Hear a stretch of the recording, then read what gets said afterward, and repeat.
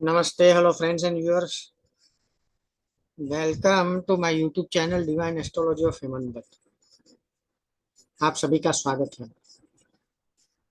मेरी नम्र विनती है कि मेरे चैनल को प्लीज़ सब्सक्राइब कीजिए, मेरे वीडियो को लाइक कीजिए, अच्छा लगे तो उसे शेयर कीजिए।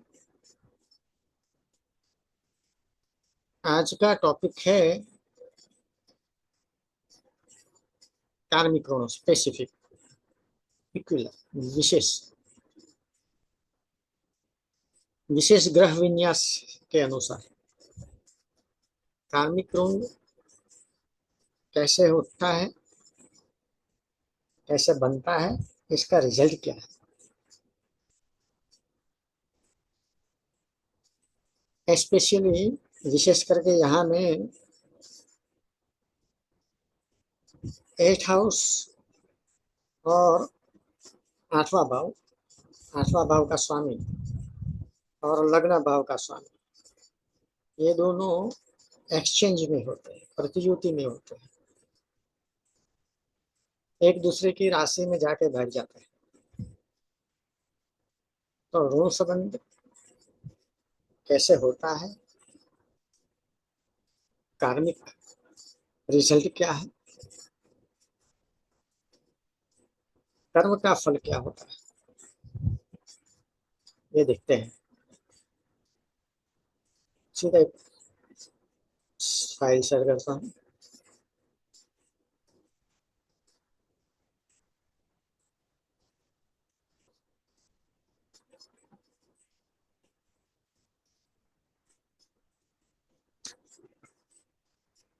इंटरेस्टिंग है, थोड़ा ध्यान से देखना है इस कुंडली को।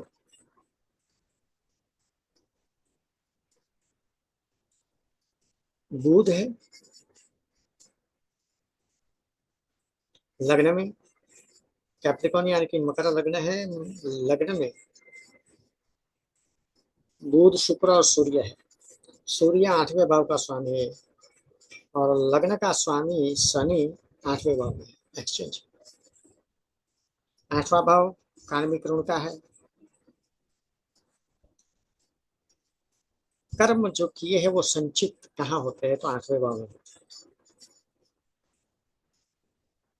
ठीक है, 9वां भाव भी लेते हैं, 5वां भाव भी लेते हैं, बहुत सारे ऑप्शंस खुले हैं। लेकिन कर्म का जो ऋण है वो कहाँ बैठता है, तो 8वें भाव में। उसका कारक कौन है, शनि है। दोनों लेते हैं, 12th हाउस भी ले सकते हैं ऋण के लिए, संचित कर्म के लिए भी ले सकते हैं। संचित कर्म के लिए 9 या 5वां भाव, पूर्व पुण्य बोलते हैं जिसे, वो 5वां भाव। लेकिन यहाँ ऋण की बात करते हैं कि कार्मिक ऋण कौन सा संचित हुआ है, और 8वां भाव लग्न में बैठा है और लग्न का भाव का स्वामी 8वें भाव में है। तो ऋण ऋण है कुछ। कौन सा ऋण है,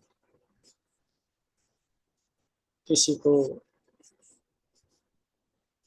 अपने करियर में, आजीविका में कुछ बाधा उत्पन्न की है,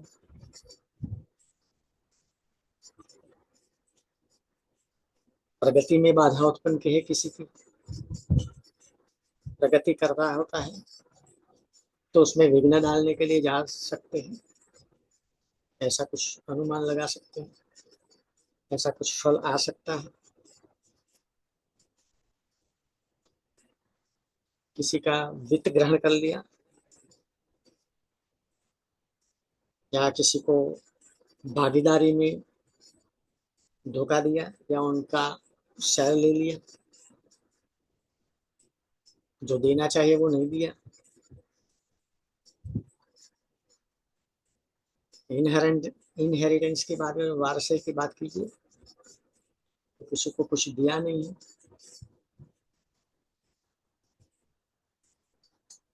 तो ऐसे कई प्रकार के ऋण है जिसे संबंधित है।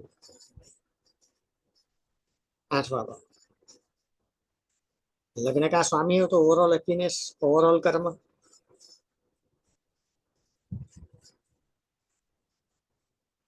जो विशेष रूप से उसका ऋण उत्पन्न होता है, उसका रिजल्ट क्या है, परिणाम क्या होता है।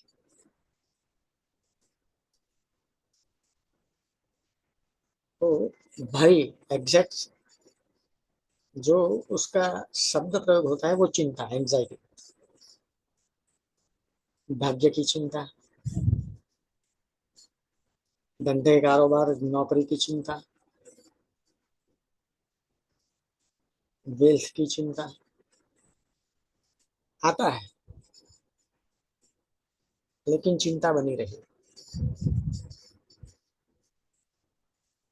कैसे करूं, कैसे करूं। तो प्रगति कैसे करूं, इनकम कैसे बढ़ाऊं, पैसा कैसे सेव करूं, बचत करूं, ये सब चिंता हो। मन में एक भार सा रहे। तो ये कार्मिक ऋण के लिए, कार्मिक ऋण से उत्पन्न होता है।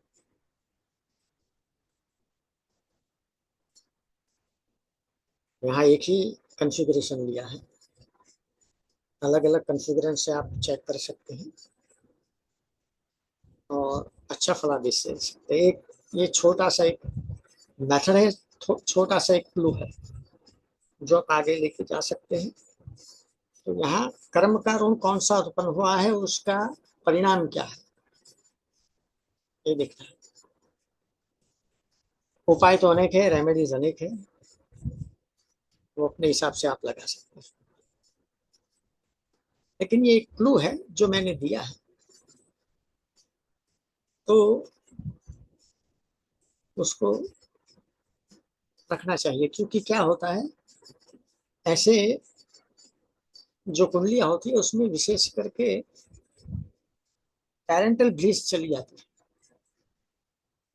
माता पिता का आशीर्वाद, कृपा, जो भी आप बोले, तो थोड़ी कम पड़ जाती है या होती नहीं है, ऐसा होता है। क्योंकि माता पिता का आशीर्वाद मिलता है तो बहुत प्रकार के काम हो जाते हैं। तो ऐसे अगर केस कोई दिख जाए, ऐसा कुंडली अगर कहीं दिख जाए एक्चुअली में, सबसे पहले अच्छा है माता पिता को रोज पाँव छूना।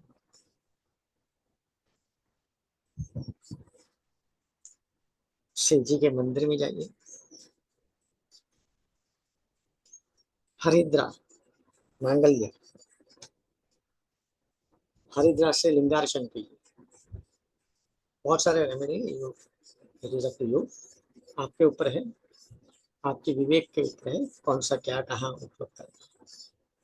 तो ये छोटा सा वीडियो है, लेकिन कुछ काम का है, इसके लिए मैंने गा दिया। इसे भय योग भी बोलते हैं, शास्त्र में भय योग दिया है उसका नाम। लेकिन चिंता रहती है ज्यादातर, basically. So thanks for watching. निर्विघ्नेन सुखम भवतु, कल्याणमस्तु। जय Shri Krishna to all. Please like my video, please subscribe to my channel. जय श्री कृष्ण टू ऑल।